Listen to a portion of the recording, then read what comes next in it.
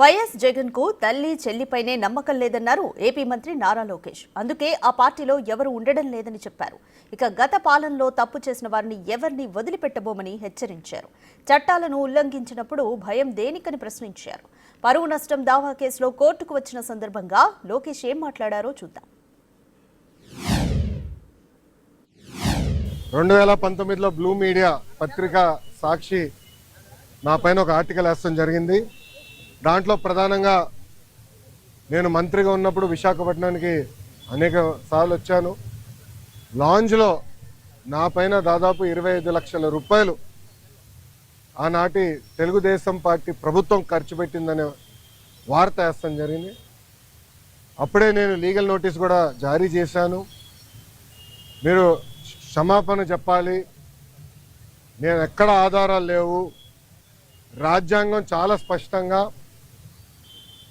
ఆధారాలతో ప్రింట్ చేయాలి అని చెప్తుంది.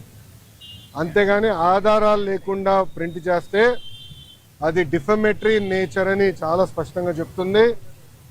మీరు ఎట్టి పరిస్థితుల్లో రిజైండర్ ప్రింట్ చేయండి అని ఆనాటి సాక్షి కానివ్వండి, అదేవిధంగా దేశవ్యాప్తంగా ప్రింట్ అయ్యే ప్రతి వారం ప్రింట్ అయ్యే మ్యాగజైన్ ద వీక్ కూడా మనం నోటీసులు జారీ చేస్తాం జరిగింది.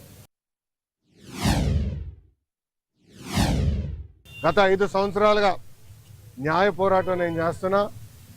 ఇది 4వ వాయిదా. ఎన్నిసార్లే నేను వస్తాను, ఎందుకంటే నిజం నా వైపు ఉంది.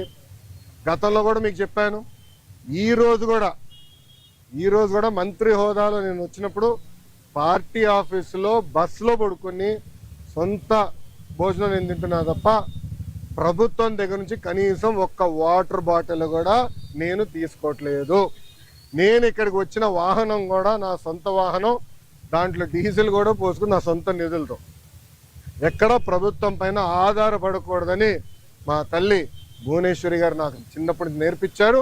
అదే రీట్లో ముందరకెళ్తున్నా. ఎట్టి పరిస్థితుల్లో ఈ కేసు నేను లాజికల్ ఎందుకు తీసుకెళ్తాను. ఎన్నిసార్లు వాయిదాలు వేసినా నాకు ఇబ్బంది లేదు, ఎన్నిసార్లు రమ్మన్నా నాకు ఎలాంటి మొహమాటం లేదు. ఎందుకంటే నేను తప్పు చేయలేదు.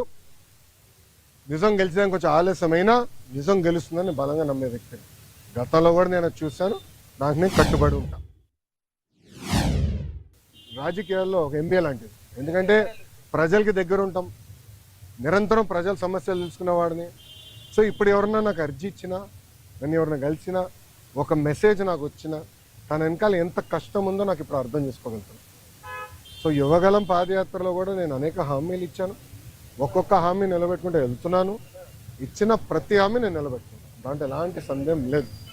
రెండోది, యువగలం పాదయాత్ర అయిన తర్వాత నిరంతరం ప్రజల్లో ఉండాలని నా కోరిక. సో అమరావతిలో కూడా, ఎందుకంటే నాకు మంత్రిగా నాకు బాధ్యతలు ఉంటాయి కనుక నేను ప్రజల్లో ఉండాలంటే నిరంతరం ప్రజల్ని కలవాలని ప్రజా దర్బారు పెట్టుకున్నా. ఇక్కడ కూడా మీరు చూస్తే వైజాగ్ వచ్చి మీరే ఉన్నారు. కోర్టు కొంచెం లేట్ అవుతుందని పరిగెత్తుకుంటూ వచ్చే తప్ప మళ్ళీ ఇప్పుడు వెనక్కి అక్కడికి వెళ్తున్నా, పార్టీ హౌస్కి వెళ్తున్నా, ప్రజల దగ్గర అర్జీలు తీసుకుంటున్నా, వాళ్ళ సమస్యలు పరిష్కరించే మార్గం నేను ఎత్తుకుతాను. నువ్వు ఆల్రెడీ మేము రాసుకున్నాము, అది సంబంధించిన మంత్రులందరి దగ్గర పంపించాను. ఆర్థిక శాఖ మంత్రి కేశవ్ అన్న కూడా చర్చించాను. దానికోసం ప్రత్యేక నిధులు కూడా ఆయన కేటాయిస్తానని నాకు హామీ ఇచ్చారు.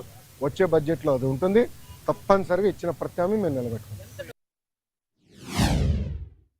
ఇంకా పార్టీలో ఉన్న నాయకులకు ఎలాంటి నమ్మకం ఉంటుంది?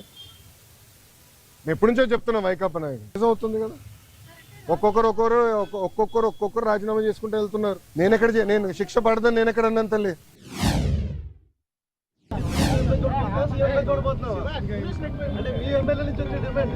తెలుగుదేశం పార్టీ కార్యకర్తగా చూస్తున్నారు అంతే, నాకు అవసరం లేదు అనా. ఒక్క నిమిషం. చంద్రబాబు నాయుడు గారు నాకు ఏ బాధ్యత ఇచ్చినా ఆర్ఎన్ఎస్ఎల్ నేను కష్టపడతా, పని చేస్తా, పార్టీని బలోపేతం చేస్తా. అంతేగాని పార్టీకి చెడ్డ పేరు మటుకు నేను తీసుకురాను. మీరు చూశారు, పాదయాత్రకి వెళ్ళా, నా వల్ల పార్టీకి ఏనాడు ఒక ఇబ్బంది కలగదు. నేను ఒక క్రమశిక్షణతో పార్టీ నాకు ఇచ్చిన ప్రతి బాధ్యత నేను నెరవేరుస్తాను, కట్టుబడి ఉన్నాను. కొత్త కమిటీల్లో నేను కూడా ఒక చర్చ చేస్తున్నా, రేపు పాలిట్ బ్యూరోలో డిస్కస్ చేస్తున్నా. ఒక వ్యక్తి ఒక పదవిలో 3 టర్ముల కన్నా ఎక్కువ ఉండకూడదు నేను వ్యక్తిగతంగా నమ్ముతాను. అది నా వ్యక్తిగతం, పార్టీ అభిప్రాయం కాదు, నాయకుల అభిప్రాయం కాదు, నా అభిప్రాయం, లోకేష్గా నా అభిప్రాయం. నేను కూడా ఈసారి నేషనల్ జనరల్ సెక్రటరీగా ఉండకూడదని నేను భావిస్తాను. ఎందుకంటే 3 టర్ములు నేను అక్కడనే అవుతున్నాను. వేరే వాళ్ళు కూడా అవకాశం రావాలి.